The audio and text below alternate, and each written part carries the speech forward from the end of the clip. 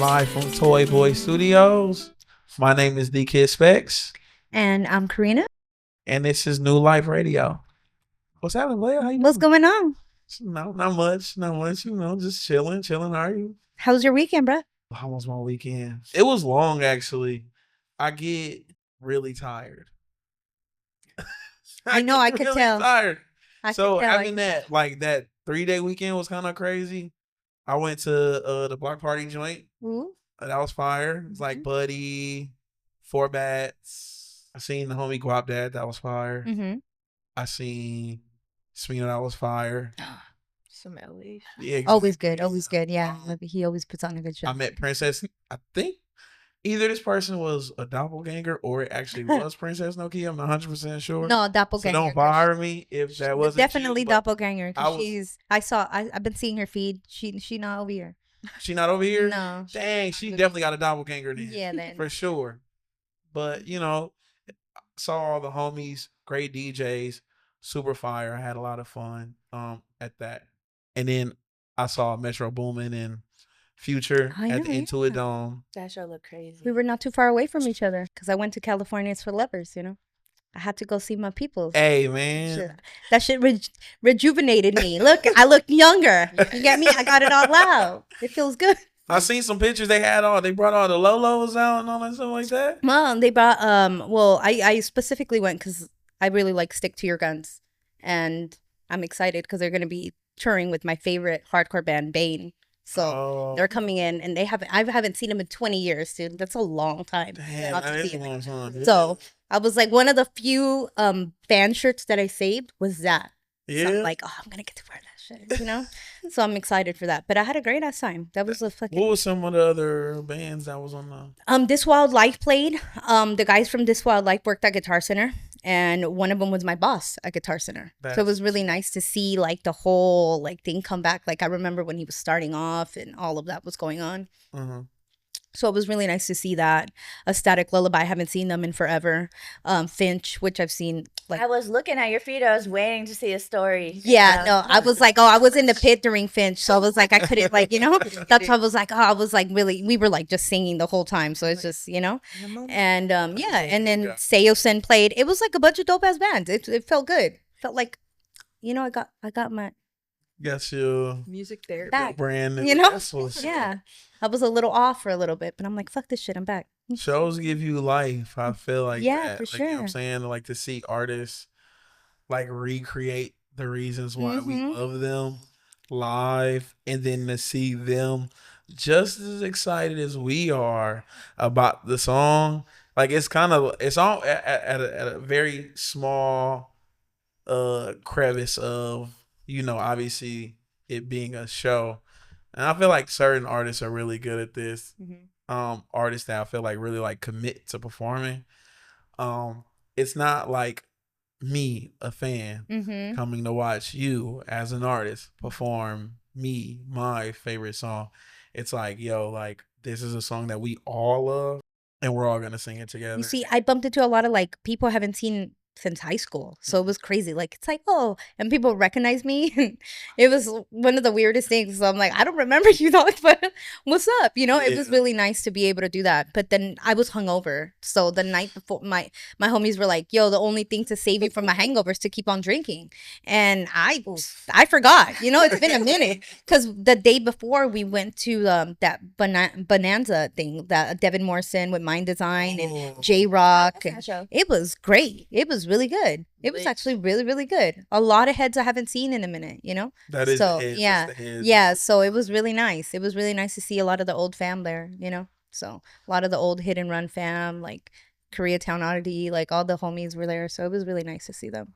And I was celebrating that night, so that's why I got 12 years. So I was like, hey, yeah. We talked about yeah. So it was we went out, we drank, and then I had to wake up early the next day to go to the other thing. I was fucking hungover. I can't do that shit. I'm old now. But we want to say we have a really good friends with us today. Yes. So to my left, we have. What's up, everybody? I'm D Hood. I'm a director, producer, multimedia creative. I do video. I do live events. I do anything you need. So I'm excited to be here and join you. What's the gang called though? So I'm founder of Hood House. Stay tuned. Hopefully, a venue coming soon. I literally have an investor meeting after this shoot, so we'll see how that goes. But to be continued. We do have shows already, but the venue will be the creme de la creme. That's the whole like point of the project. So yeah, stay tuned for more news on that. And our guest to Karina's right. Yeah, you want to introduce yourself? I'm Alex Toribio or Alex Suzanne. I go by Tomoko Dubs on IG, and I do tour management for a band called Subatomic Sound System. Work in artist relations, was a promoter, event production producer. Like I've done a lot of stuff in production and dabble in a lot of things outside of that. Still a creative at heart, still a fan at heart. So yeah, I do a lot of different things. We have you here since we wanted to focus this on, basically the empowerment of us. Girl boss, girl gang. Hey, girl bosses.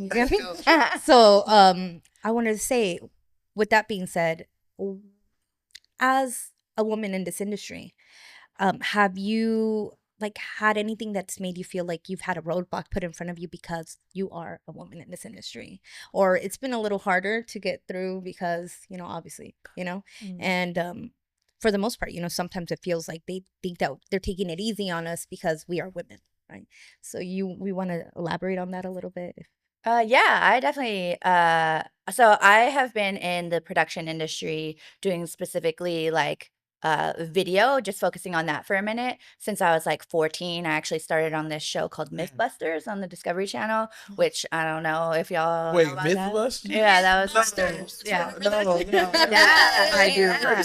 With the bald dude? Yeah, what used to watch Shout out to the bald guy. I don't know what your name is. Jamie Heineman. Oh, he was my boss for like 4 years. So I worked with them starting in high school. And I did like half a day of school, half a day of work. I got really lucky getting that job through actually my freshman year science teacher in high school. So that was my first foray. Wow. My first foray. I know, say that totally. That's a different conversation. Wrong podcast, wrong podcast. And I'm kidding. That was my first foray into video, and that was really cool. I had an amazing time. So no issues there. Just like being a young girl, I was really lucky to be part of such a wonderful, like welcoming crew. But after that, I think just being like a dare I say cute girl, especially being younger. I have a small stature. I have a high pitched voice. So it sometimes takes a little bit more to be taken seriously as a woman. I have always kind of thought that was like, my own specific problem because, I have a high pitched voice and I'm small and like people always make fun of my voice. Like I have a very particular tone of voice that like people would bully me about. But I think sort of as I got older, having to fight for like my voice to be heard when I was younger helped me a lot once I became once I made it through college, once I started getting like more serious jobs, now I now I continue to know how to speak up for myself and how to make sure that my voice is heard in a room that's all full of white men. And so I definitely still come across those issues. And I think now I see the opposite side of that, where it's like, of course this woman is emotional or she's angry or she's bringing like emotion into the room, where it's like, no, actually, this is how I learned how to speak up for myself because otherwise ain't nobody gonna hear my voice, Right, Yeah. I mean, in regards to roadblocks, I think similarly to you, like looking a certain way, I've always felt misunderstood since I was young anyway, because I was like a tomboy, still am, and I found a hard time like being feminine, but like was perceived as feminine. So a lot of the times that was used as an advantage for men to try and like get in, the way of me trying to pursue music. And it wasn't, I would say I hit a roadblock in every phase of everything that I've done musically, from throwing events to getting into music school, several music schools. There was incidents that happened that I'm not going to get into, but it really like shied me away from like pursuing it further, Mm. and had to fight to find myself in those situations and really like stand up for myself, because I didn't value myself when I was younger, you know. Came from a tumultuous childhood, and like music was my escape, which I took, you know, to wanting to just loved it so much. I wanted to take it seriously. So it just sucks that being a woman in LA and being the biggest market in the world, I would say, like Yeah. it's been really tough, but it's also paid off, and it's helped me develop my skin as a woman, non-binary, you know, person in the industry, and to be able to, you know, help other women find their place in this place as well. So yeah. Yeah, it's interesting that you mention it, and something I kind of glossed over. Like, it's not interesting. It's actually devastating and horrible that you mentioned. But like, I think every woman that we know has been through some sort of Me Too Yes. situation, Right. and like that is very much a reality in the entertainment industry, whichever sort of category Hollywood. that you're in. Right. So that's wild to like it's almost like a given in my head, like, oh, well, of course, like we went through that, but it's wild to hear you say it, and then I'm like, oh yeah, yeah, like that's not normal for everybody. That's like something that women, and Mhm. I don't want to discount. I'm sure it happens to men too, but like women Yeah. at a higher percentage Yeah. experience that. Because I was gonna like, because absolutely 100%. Because I've seen some things like across the room, and I was just like, yo, like what the fuck is going on? Like this isn't sitting right with me. Yeah. Like I grew up, I grew up in a family like full of women that had opinions, so I'm used to like that. So I don't know if that was just the little small, you know, truncated version of the experiences I had in terms of that space.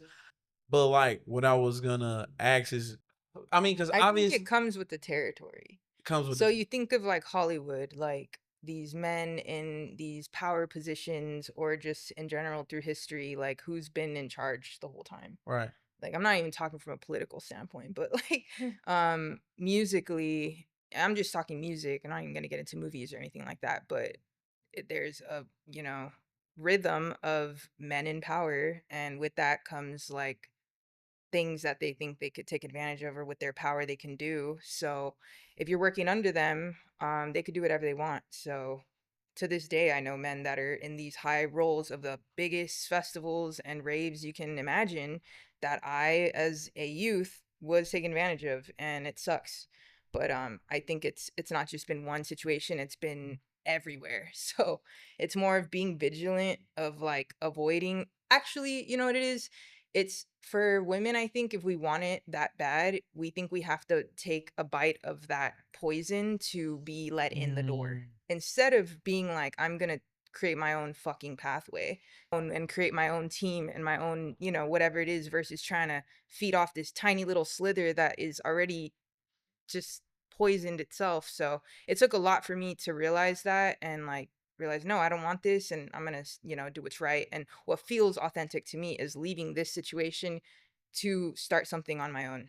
So From my point of view, I don't think it just happens in the industry. Like, I think it's an endemic situation across the entire world, and no matter what human problem. yeah, like it's just the dynamic since the beginning of time that I don't know, like men, for better or worse, dominate women. yeah, Um, for lack of a better word, I guess. I think in the industry, it's so prevalent because, folks do come in with that naivete, and there are these paths that have already been created. right, And like you were mentioning, like, the rhythm is such a good word for it. And you have to kind of fall into that same pattern to make it in the industry. Whereas I know it happens across the board. I know it happens in other industries as well, Right. but it's it's almost like you have to play this game, This and role. it's such an established, yeah, you got to play the role, you got to play this game, you got to fit into that pretty little box Yes. for them to be able to make it to that next rung of the Mhm. ladder in entertainment. In what ways do y'all feel like in an attempt to kind of like buck the system? Because Mhm. obviously, like the system operates a certain type of way. So, like you know, in 2024, after all these years, we finally come up on the possibility um, of a female president. Do y'all feel like, or like, have you found a way, or like, Yeah. yeah, I think I have like two ways that I've approached this, and I worked for other people for a really long time. I worked for other companies. I won't say their names right now, just because who knows what kind of shit we're gonna get into in this conversation. But I've worked at a lot of big, major media corporations, and I.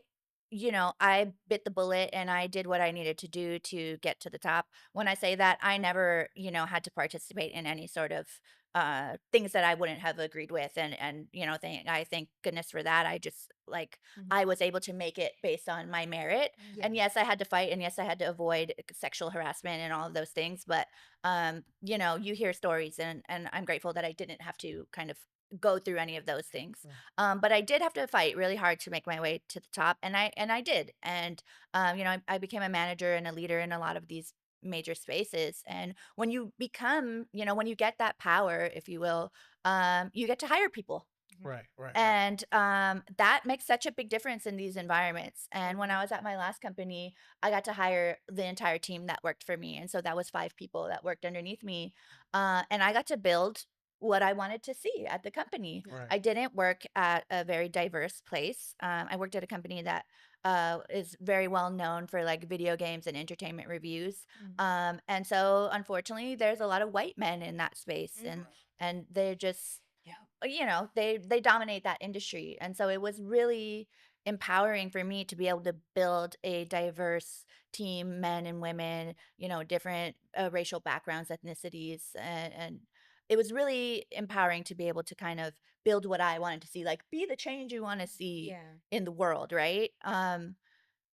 Additionally, now moving away from that space of working for other people, now I get to build my dream, and I get to bring whoever I want along with me. So I've always kind of had this thought in my head of like, well, I'm gonna break the door down for myself. Like, I'm gonna get that first foot through, and then I'm gonna, take everybody else by the hand and bring them with me. So I do feel like I've had to advocate for myself first to get my foot in the door, to get a seat at the table. But now that I've established that, now, hey, motherfucker, like, everybody, come on, like, the back door's open. Let's go. Wow. Yeah, bash it down. It just kind of echo what you're saying of like now that you have that power, like you're able to bring in people. And it's been like that too with the crew that I'm with the reggae band that I've managed for over, I think, coming up on a decade now. Wow. But through that, like, it was just dope. The last, you had one question, I think you mentioned behind the scenes of like a memorable event, and the last one we did was actually at the Hollywood Bowl, like just a few weeks ago, with Damian Marley, Stephen Marley, and like it was sick to be there watching the band live, and my homegirl from the Bay doing the sound engineering right next to me, and then Beautiful. the head of the band's wife like doing video, and like just, and our photographer was a woman. Our whole crew was women, and that to me was one of the most proud things, because like coming from like doing event production to mostly like 90% male and having a fight to be heard, to now like them coming to me for whatever it is, like they've all the whole band just feels comfortable having women and that feminine presence around, because they feel protected, and like we have eyes on so many things that like I think it would slip under the rugs. Not saying you guys don't pay attention to We saw A. but Women have attention to different detail. intuition, And our intuition for sure. So yeah, I would just say that like just being able to bring more women, LGBTQ people in, and just change the spaces and feel that energy shift is what is needed right now. And everything. That's actually what I was gonna say. I was gonna say, with all of that, with having all those challenges, what is your most memorable experience that you can actually put to your career right now, especially in music in LA? Like, what do you think is that one that you can recall that just kind of started it all? The one that started it all is your question has me thinking of like 3 different Oh, I know. situations right now. Like, give us all. yeah, okay, let me talk about some memorable moments, and then I would love to get into like what my like first entrance into music was. But just off the top of the dome, I used to be a supervising producer for a studio at Comic-Con. And so you know, thanks to Comic-Con, you have all these massive like celebrities and stars coming through this studio. We would live stream and we would pop out a bunch of video and content and stuff. And because I was a supervising producer, I'm also kind of a people person and like, I know how to dress well to like play the role, as you mentioned. Right. And so I would be the like the greeter as the stars came in, which I loved. I think that's my favorite thing that I've ever done, and I've done it in many different roles. But like, I love just being that first face and like that main line of communication for celebrities coming through, just because it's like it's so fun and it's such a different energy, and you don't know, like sometimes people come in like. One time Zachary Levi came into the studio and he just would bring like a massive like a Bluetooth speaker with him everywhere, and he would be blasting music as he walks into the different buildings. And we're like a live studio. We would be live broadcasting, and this motherfucker comes in with like That is so his real. own music. Like That's funny. it's That's funny. crazy. And so one of those experiences, Gwendolyn Christie came in, and she, if y'all don't know who she is, she was one of the stars of Game of Thrones. I believe her name was like Gwen in the show as well. Crazy. And so, It was made for essentially. yeah, literally, yeah, she's like the same person. And she came in and she was wearing a sheath dress, just like a column, straight, beautiful dress. But like you're all day long, you're doing interviews, so you need to get mic'd up. Our audio guy was a man, a gentleman. He was a very nice guy. But because of her outfit, they needed a woman to mic her up. And we didn't have any like. This was just kind of like an in and out studio. There's no area to get dressed or anything. So what ends up happening is they ask me to help. And there's no place for privacy in this area. So we're literally behind a pipe and drape curtain against the wall. Yeah. So she's leaning against the wall, and I'm like under this curtain, and I have to put like a thigh, like a band. Yeah. It's like for the mic pack to go in. And so I'm up this woman's skirt and I'm trying not to look, but I'm like squished under this curtain so I don't have any light to see what I'm doing. I'm just hoping for the best at this point. Like, this is uncomfortable for everybody. Her manager's there, she's there, and I'm just like sticking my hands up her thigh and like have to put this band and Velcro this band on. And and then she takes the mic and she like, puts it up and does the rest herself. But that's such a funny moment for me because everybody is in it for the same reason, right? Like, we all want this to be success. We all want this to look great and sound great. And so like the fact that such a big star was willing to like, literally, I'm like shoving my hands up her thighs. This could be this could be a Me Too moment. And like, I'm gonna get in trouble, right? But like it's such I think back to that moment all the time because no matter what level you get to, you can always have that humbling moment between women of like, oh, well, she's trusting me to like do this right now.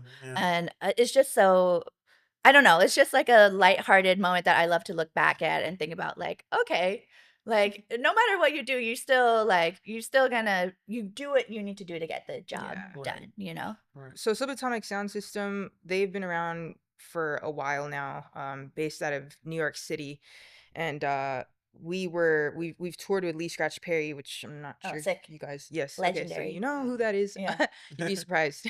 But with that, the last show he did was at Cali Vibes in Long Beach, and that show just sticks out to me for so many reasons because it's the last one before he passed away. It was his birthday show.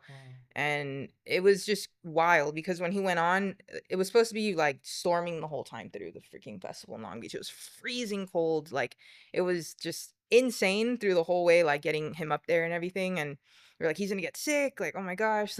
But anyway, like up until the point where he goes on, he like held off the storm until he literally finishes his set, and then it starts pouring. Wow. Magical. And that was like the last moment I have of him, like before he passed on. And just, we worked, with him for so many years. So it's been a really crazy battle, experience with that whole thing, but also so many other memorable experiences, through my childhood and shows I went to, I guess, growing up, and what led me into music, and from it being escape into like my passion, and all the curves that were thrown at me to now do it on such a big scale. It's like too many to recall, but that's one that sticks out. And then what I mentioned about the Hollywood Bowl recently is like, wow, like Yeah. where are we going now? Yeah. You know, so it's only pretty up dope. from there. Yeah, for sure. The sky is the limit. Hell yeah. I think one other moment, and I think you were actually there. It was a couple years ago. I had this collab show, Hood House, and Yes. the homies Uncommon Ground LA. Definitely check them out. They're amazing. We had this collab show a couple of years ago. It was actually my birthday. Hey. Super fire. Yeah, and I was a little tipsy. Shout out to the sponsor for that show. It was Cutwater, was it? June Shine. June Shine. Those things will fuck you I up. love Yeah, June Shine. June I Shine wish I is was there to scary. fuck you up. Good. A good scary though. A good scary. Shout out to June Shine. If you want us to put a can like right in the middle, we'll. Come on. I was a little tipsy. I was having a good time. It was my birthday, and I kind of stopped for a second and I look around the room, and it was like, rave style. So we had this warehouse, and there's vendors, and like the homies are running the bar, the homies DJing, and I stopped for a moment and I look at the room. We had packed it out. We were like over capacity. I think 150 people. We sold out, Crazy. and we still kept letting people in. Still get. And I look, and like all of a sudden, half of the room busts into the electric slide. Yes. And it was such a beautiful moment for me, because like I was so proud of myself. I was like, oh shit, like you made the event where people feel so at home, they feel comfortable. This is the space for them where we're doing the electric slide now. Like I was so proud of myself and the homies for like putting something together and creating that safe space of like, oh, this is it. Like, this is the one. This is where people want to be. Like, they're not just dancing to the music. They're having such a good time. The community is dancing together. And like, I don't know. It felt like, oh, I don't know, like a little bucket list moment where it seems so trivial and such a small thing. But like, for me, I was like, oh, girl, like you did it. Yeah. Nobody really knows, like, in the background how much work goes into putting something like that on. Yeah. So you go into the event, you're like, oh, but I know, obviously, like, I know that's a lot of work. So for you to sit back and be like, oh, I really did this. I killed this. Power to you. And it was that's like a beautiful moment. Thank you. I know, like, how proud you must have felt. Especially on your birthday, that's it. And like, I want to just kind of like point out one more thing, because you might not be thinking about that in this capacity, but when you probably have the opportunity to maybe go get like one artist that could have brought people out, you brought people out that you were familiar with, and at the time the artists weren't big, and big is obviously like to your own discretion or something like that, but like I hate that I'm losing this name right now, but she was she did a collab project with the homegirl Blimes, and shout out Blimes. I haven't seen her in a minute. I would love to run into her, but You talking about Lex Bratcher? Oh, okay, maybe not then, or maybe I'm getting my people mixed up. But Lex Bratcher, I know that she like went on a like tour like pretty often, so like yeah, like it's like you because obviously like when you do something like that, like, and there's a sure thing, and it's like the thing that you want to go with your heart, and it was like I feel like your heart was just like, instead of me going to get somebody that's like, people are gonna come out for, like, let me do this, like let me try to like pay it forward. You know what? I don't even think about it like that. I don't think about it as paying it forward. Well, actually, maybe I do, but I think of it as paying it forward to the audience, not to the artists. Because the artists, if I like the artist and they're doing their damn thing, I'm not doing them a favor. I'm gonna pay them. It's gonna be worth their while to do this show. But the favor is to the audience, because my idea is that I want to introduce people to new things, to new music, to new artists, to new whatever Experiences. multimedia creative experience it is. My goal is to have that same wonder for people that I experienced when I went to my first shows when I was a teenager, or like experience a new artist, a new musician that you maybe didn't even think you liked that genre before, but then you come to this show and you're like, oh shit, like all of a sudden I'm into, I don't know, rap or R&B or techno or whatever, this type of DJ, like a house DJ, like stuff that people I think can sometimes be closed off to because of the idea of what they think it is. Yeah. But then you go to this event because you liked, Jermaine was at that show, for example. Yeah. And, he's an amazing smooth R&B artist. Maybe you went there for him, but then at the end you saw Life on Planets do his house DJ set. Right. And you're like, oh shit, I didn't know I was into this. And you experienced something new. And I think it's more about that. It's like, I'm not trying to put the artists on, like, because they're already doing their damn thing. Like, Yeah. I show much respect to anybody that's out there putting their creative heart on display. And like, it's all about showing that audience something new. And I think you got to come at it from that perspective because Yes. like you're curating the vibe, you're curating the experience. And if I come there as a member of the audience and I don't have a good time, then why would I come back? Yeah, true. Mhm. Yeah, I would say that's kind of how it started with me. So I understand. I came from like obviously punk hardcore, and then I had a really good friend, Mike Gao, who amazing artist, and we went to high school together. So he was just, to introduce me to the beat scene, and then I started going to Low End Theory, and that became my family. And from there, Theory. that was it. That became the security or door guy. He's much more than that to me, but that's my son's godfather. Wow. So, and that just all became because that was my family. Like through years of just knowing him, we became really good friends. And, 15, 17 years later, here we are, Yeah. like that's Hell yeah. family. So you never know when you're going to kind of end up in that space and introduce me to a whole new genre, a whole new, like, people, everything. And to be honest, even after that, like even I remember like when Boiler Room first started off, Sophie reaching out to me to come in, and I was starting off a blog, and she gave me a chance, and that's when I first started doing that. And I remember it being really like female forward. Like I remember some of the biggest influential people in my life not only have been men, but have been women too, and I love seeing that. I love seeing that coming up. I love seeing that one of somebody I interned with, now she has her own label in New York, and it's Insane. and it's like it's seeing that is amazing, because I know that from where we started off to where we are now, Big jump. Yeah. Totally different places. huge. If I can elaborate on Yeah. that a little bit, it's interesting that you mentioned the punk rock and hardcore scene growing up. That was my intro as well to music, and let's launch into this story now. Yeah, let's do it. So like there's this radio station, Live 105 in the Bay Area. I'm from the Bay Area. I was born and raised in Alameda. And on Wednesday nights, Live 105 had this show called Sound Check, and they would play all of the local musicians. And so I got really into it. I was like 13 at the time, like in middle school. And they played this band called Local AM, which doesn't exist anymore.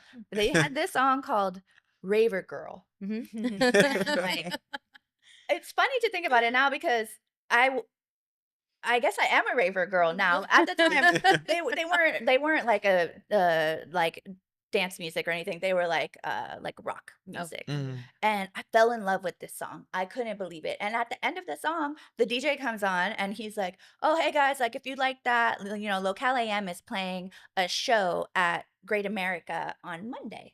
It's an amusement park in the Bay Area. Oh, Sam. I didn't know that. And straight up, I got my dad to take me out of school on Monday. And he took me and my best friend to Great America. And I don't know what he did while we were there, but he let us hang out by ourselves. I don't know where, maybe he went home and he came back and he picked us up later on a Monday afternoon.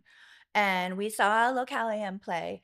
And it just blew my fucking mind. Yeah. Like, they're kind of like a progressive rock band, kind of like Math what do you call it? Like math rock. Okay. And Mhm. really just really technically savvy, Yeah. really insanely, like all kinds of different musicality. And it blew my fucking brains apart. And it made me realize, like, oh, I didn't know this world was possible. I didn't know that this existed in the world. Like, yeah, I grew up listening to like Weezer and Offspring and that type Yeah. of music, Mhm. but then I just didn't know that I could touch it. Yeah. Mhm. You Mm, know, that Yeah. it was like yeah. So it's accessible to It tangible. was so yeah, it was so Yeah. close. And when I say that, like, I immediately started putting shows together Mhm. because I realized, like, oh, you can see and touch and talk to these people. Like, not that I was hella touching them as a young kid, but you know what I'm saying? Like, Attainable. they're like, I became friends with all of these local bands. And like, I just started putting on shows at like community centers and local bars. And like, everybody was down. And like, at that time, you know, it was many years ago. I wasn't worried. My parents weren't worried about like these older dudes hanging out. Mhm. Like they were really respectful. Mhm. Everybody was real cool. We were all friends. Like even when I was like 16 hanging out with 21-year-olds, it was a very respectful community. Yeah. And everybody was part of the same family. Mhm. And it was so amazing that opportunity to grow up in that scene, that specifically in the Bay Area, in that rock scene from like, I'm about to age myself, but let's say 2001 to 2006 Uh-huh. was like just this insane community vibe of like, you could do anything and Yeah. people were down. Mhm. And like, it's really amazing to be able to take that same idea where like, well, oh, everybody's cool and I can just talk to whoever I want. And like, I'm just going to approach this musician because that's what I'm used to. Right. You know, that's what I grew up doing. Right. And I think that made such a difference to me growing up and how I approach life and the world and the industry now Mhm. because of like, thanks punk rock music. Yeah. Like, Thank you. yeah. Wow. I'm from LA, born and raised. What East part? LA, well, kind of all over. Mhm. Grew up in West Covina, kind of moved around. My parents moved us to Corona, so i.e. Inland Empire for those that don't know. Mhm. And then was back and forth between there, had family in, Hacienda Heights, Whittier. And like I mentioned, growing up was kind of tumultuous. I had a stepdad and I got kicked out a lot. I was a rebellious kid, so I was a bad girl. Yeah. And yeah, I bounced around a lot. And, going back home at one point, okay, let me backtrack to my childhood because I think that had a really big kind of highlight of what influenced me musically was my siblings. So I have two brother and sister. Older sister, she's 18 years older. She could have been my mom. She grew up on that 80s like Depeche Mode, but also got me into reggae really young. K-rock, like I'd be singing K-rock like Bob Marley at like 2 years old. Crazy shit like that. And my brother was 12 years older than me, so he was building sound systems out of his friends' cars and stuff, and was on lowrider type stuff, Stuff. like hip hop, like Easy E, all that stuff. And my whole family back in the day, like we lived in apartments, so we were all in this like one apartment complex, and my cousins would be over. There'd be the house parties in the backyards, and you know what it is, like Yeah. all that LA shit. So that was a big influence. And then for my parents, so my parents, my stepdad and my mom actually met at a disco club in Hollywood. So they loved dancing, they loved Yeah. disco music, and my dad loved sound system too. So between him and my brother, like they'd build, these sound systems, and he'd be playing. I would say it was rave music for back in the day. My dad loved it loud. And it was so fucking annoying at that time when I was a kid because I'm like, I don't want to hear this shit over and over again. And it's crazy how it like comes back around. Yeah. Because when you get older, you really appreciate that stuff and realize like that's what made you. So, anyways, back to my rebellious point in my teenage years. When I ran away at one point, some of my older friends, I always had older friends that were into music. They were sneaking out to go to raves out in the desert. And I don't know if y'all remember like the Hudson in San Bernardino and like some of these desert parties. A lot of my LA friends would like have to drive all the way out there. It's like 2 hours out for these like tiny little desert parties. But that was like the craziest thing for me. And what blew my mind was like being immersed in this music that, you know, you're bringing talent from across the way. And I got into it at 14. So I was hearing like this dubstep sound and this drum and bass sound and jungle and Yeah. hardcore, like old hardcore. And then like I think I was at the end of like the mecca of the rave years because I loved how nice everyone was. And then not gonna name the biggest name of what happened from there on, but things changed. Like it wasn't like small raves anymore. And I just, yeah, from that I just started digging. So I was 14 years old at my first rave, started digging online, found this dubstep sound, got immersed in it, realized I was too young to get into the clubs that they were like, you know, playing at.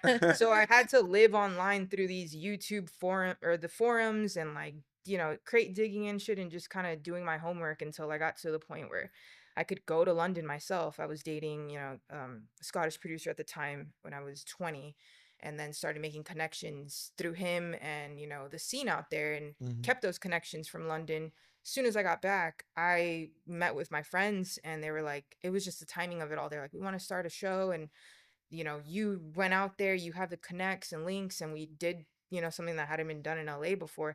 There was, but it was very clashing. There was a lot of male dominated, like sort of ego centered thing, and that's kind of what came with it. Yeah. And I knew what I was stepping into, but I wanted to try to change it. And yeah, from then on things just kind of spiraled from there.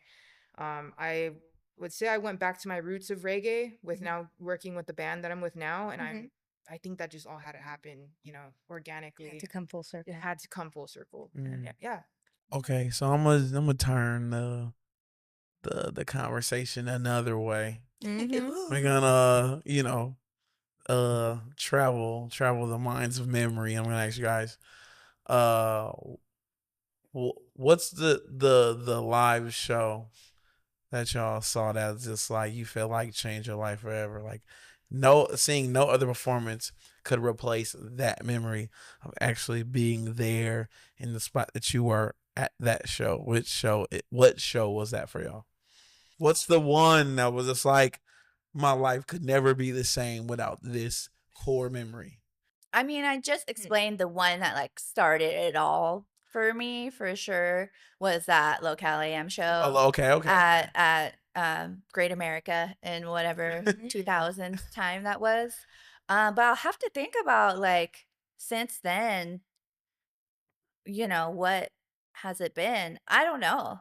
Yeah, That's too hard. I've been to too many shows, and then you know you're just kind of like having a good time at shows, so I don't always have the best memory of all of It's hard to place because again, my musical interest and the setting, like there's so many raves I fucking loved, but then there was also Yeah. growing up, like I used to, I'm dating myself. I used to prank dial K-Rock's Love Line, and I won man. K-Rock tickets one night, and I was too young to go to the show. What tickets? What tickets were there? Because we talked For about Vans this in. Warped Tour. Oh man, we talked about that. We talked about that last podcast. 'Cause Yeah. I won tickets to Vans dead. Warped Tour, and then I won tickets to go see Incubus. So we were talking about like. So that's crazy. Yeah. We're tethers. Yeah, You know, yeah. but Wait, is that I was gonna say that was one of my favorite shows. Was not the Vans Warped Tour, but I went to 2 years after that. I was still a kid.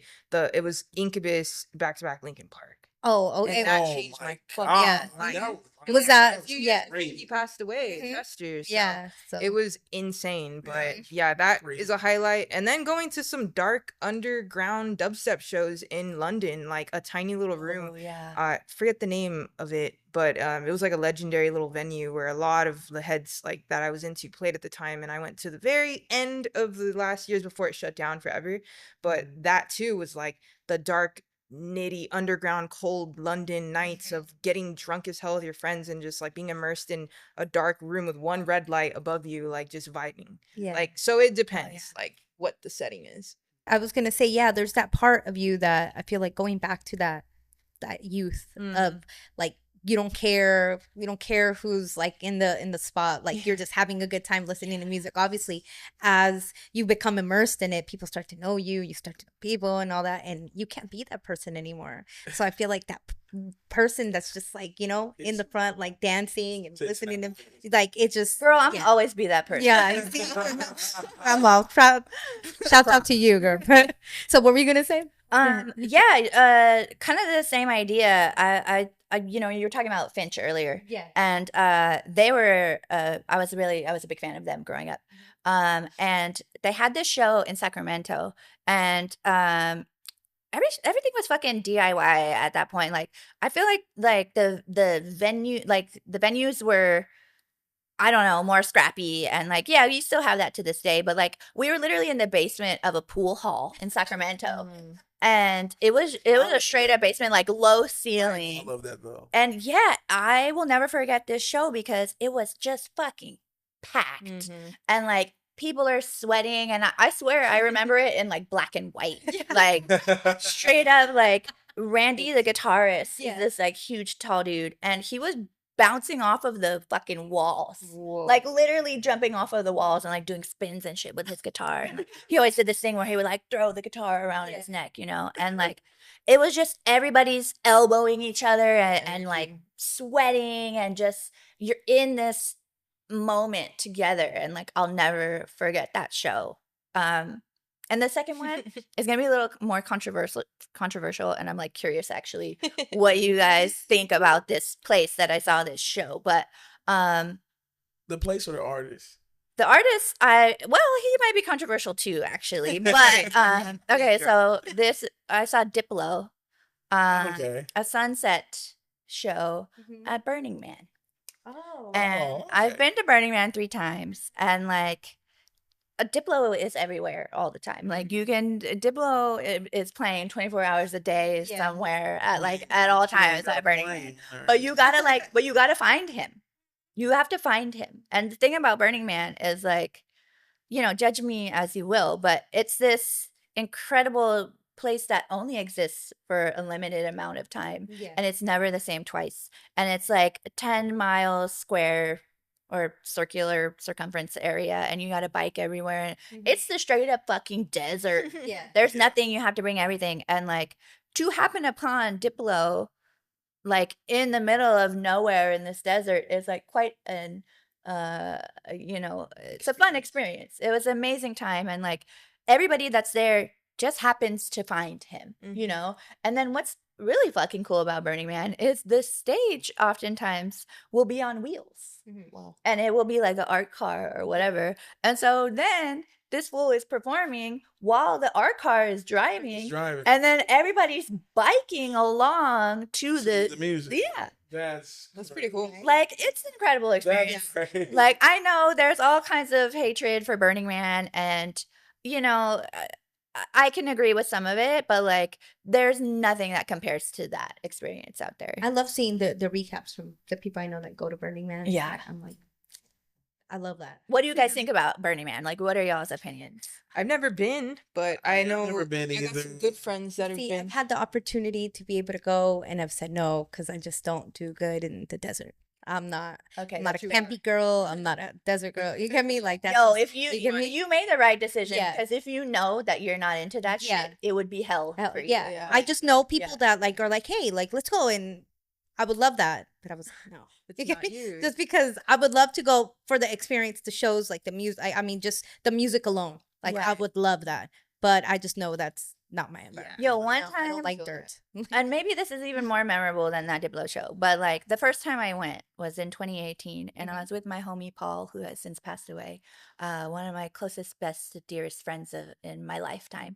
Basically, he was my older brother's best friend, and so basically my second older brother. Yeah, I was your big brother. Yeah, and so we went to Burning Man together, and it's, I don't know what time in the middle of the night, and we're biking out into the middle of the desert, and we find this massive show, and it's Skrillex. And I believe he brought on like Rammstein, Oh, and wow. it's this huge just crowd of people in the middle of nowhere, and there's these huge pyrotechnics, and we're all the way at the back, but it doesn't matter because everywhere that you go in this crowd, you see little pockets of performers. And like, I like to do a little spinning with some lights and stuff myself. And what's really cool about that is like somebody else sees you doing your little thing, and then they're like, "Oh, cool, this is a good spot. I'm gonna set up next to her, and I'm gonna do my little, toy spinning or whatever, fire spinning or what. Everybody has different crazy shit that they do that they're into. You're like multi-talented. Yeah, and so like everybody has their like little pod of. And people get in a little circle around and they watch your show because you're not actually there for like Burning Man isn't like a music festival. Yeah. It's an art festival. Yeah. And like music is just an addition to it. Yeah. And so you're there to experience the art. And so you're watching all these different individual people put on their own show on this larger, like this larger community. Burning Man like that makes so much more sense to me now. It's not a music festival. Yeah, It's not. Well, I never look at it like a music festival. Yeah. I thought it was just almost like a gathering. Well, yeah. And maybe because of obviously like from years and years and years of like TV writers, like just having like this, like just using it as like almost like a punching bag in terms of For sure. like jokes and stuff like that. But like in terms of like just, like actual like experience of like people that may have went or like seeing videos or something like that. And now I think about it because I'm a documentary guy. I want to see if there's a documentary on Burning Man. There is. I need to see. There it. must be. Yeah, There has to there's be. one on. There's way Netflix. too many streaming Yeah, services there is. for it to not to be a documentary on Burning Man. But okay, that's very interesting. Okay, art festival. Yeah. Got it. Okay. Yeah. So, I mean, I didn't expect to talk about Burning Man today, Yeah. but like talk about life-changing experiences with music involved, like That's it. absolutely Those are the best. that will change your life even without realizing that you need it. Yeah. I went into that experience. I was like, my life is fine. I don't need like some sort of epiphany. And coming through the door, somebody was like, "Welcome home." And I was like, "Fool, you don't fucking know me." That's that bait. That's that bait shit. But then as I was leaving, I was like, that fool knew better than I did. Yeah, he was like, You knew what you were in for. That's dope. Yeah. Oh my God. To go back on that, just I think a good example of everything you just said has to be that because you mentioned Skrillex, and I think just our evolution as far as music goes, 'cause going from being at Vans Warped Tour and seeing him from first to last, to going now and being at like a rave or being some like because I remember one of the first times I saw him, it was like more like underground, and being there and then seeing him as Skrillex, it literally just it's gonna date us, but that is our evolution. Wait. Absolutely. But not only Such a to good that example. though. Yeah, so Wait, that's to that, to Warped Tour, and then what was the second one you said? To what? to going into the rave scene To go in the rave Skrillex, scene and you then know? going to fucking Justin Bieber. Oh yeah, Let's true. not Let's forget. not forget. Yeah. Mhm. Yo, He it's did all Justin part of an Bieber. evolution, though. So Yep. evolution. Yeah. Is that the That's the grand scheme of today's podcast? yeah, probably Yeah. yeah. You know, Yeah. We're We're like evolving. yeah, Always evolve. always Always yeah And evolve. we have And- to evolve together for sure. to be here. Yeah. And as women, as empowering other, like think about it. If there was people like us when we were growing up, like kind of showing us that we could do it, think about the possibilities would be endless for us. That's literally Yeah. all I Yeah. do it for, is for the little girls in my hood that Mhm. didn't think there's ever a way that they can work in something that they want that isn't just a woman's role. Yeah. Yeah. It's Mm-hmm. literally putting on the next generation. Yeah. Fire. And that's what we're doing, is, tearing down these doors to open it for them. So Mm-hmm. Fire. There we go. Okay. Any last words you want to? No, just that. Just, I think music is the most sacred source of connection for humans and what brings us together. So I think as long as we're immersed in this field, we have to keep with that mission in mind of bringing people together and enjoying it, because when we make it our life's work, sometimes we get in the way of our doing the monotonous instead of remembering what the main What we doing mission it for? is, what we're doing it for. Fire. Yeah, thanks for having me on. Yeah, indeed. D, you got some? That was beautifully stated. Yeah. I think I always look at music as a safe space, whether it's literal or figurative, and very much the same sentiment. Growing up and having that experience of that safe space and something that was like a realm I never even imagined.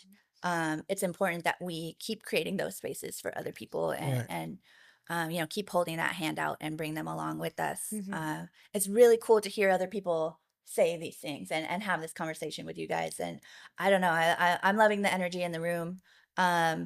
And I just want to say, if anybody wants to follow up, where you can find me, Yes, I was just about to say that. clap Yeah. to this on IG, or also Hood House is the creative studio that I'm founding. Spell it for me, So, because it's got a special. So Hood, you guys know how to spell HOOD Mhm. _ HAUS. Yes. So check us out on IG or hoodhouse.com. And And Alex, Alex? please give us where people can contact you. IG at Tomoko Dubs, TOMOKODUBZ. And you could follow up on our music for the band at _subatomic. Fire. All right. Well, that's it. That's a wrap. It's been another episode of Nue Life Radio. Nue Life Radio. You can, find us at Nue Life Radio, NUELIFE Radio on Instagram. Mm-hmm. I'm the Kid Specs. You can find me on Instagram, the Kid Specs, TH2Es, KIDSPEX. My beautiful co-host here, Karina, Fire Vibes, FIYAHVIBE. Just like it sounds, Bye. Cali in the house. Mhm. And this has been Nue Life Radio. This is awesome.